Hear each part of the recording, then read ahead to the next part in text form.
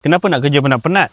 Badan nak pakai lama. Hidup biasa-biasa pun dah cukup. Pertama sekali, kita kena ingat bahawa sebenarnya bila kita kerja keras dalam hidup ni, sebenarnya itulah tanda kita bersyukur kepada Allah sebab Allah berikan tubuh badan yang sihat, tubuh badan yang kuat. So, kita gunakan semaksimum yang mungkin.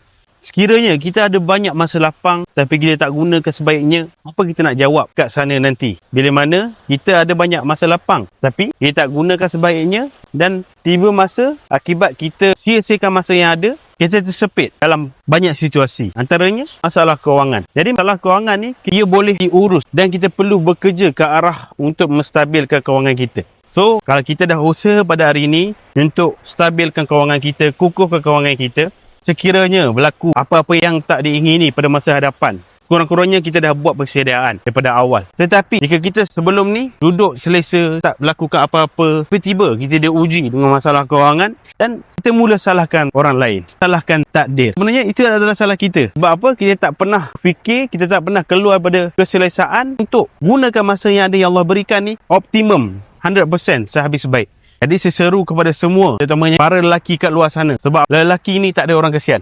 Kita lelaki memang dilahirkan atas dunia ni sebagai pemimpin. Kalau apa-apa berlaku atas kita, tak ada orang kesian berbanding apa yang berlaku kepada wanita. Para lelaki di luar sana, jangan kita duduk selesa. Gunakan masa yang ada, kudrat yang ada. Terutamanya waktu muda ni, cuba apa saja perkara yang baru, belajar perkara baru. Jangan berhenti belajar, jaga kesihatan. Duit sebanyak mana income yang kita boleh supaya kita boleh jadi lelaki yang terbaik. Sebab lelaki adalah provider dan protector.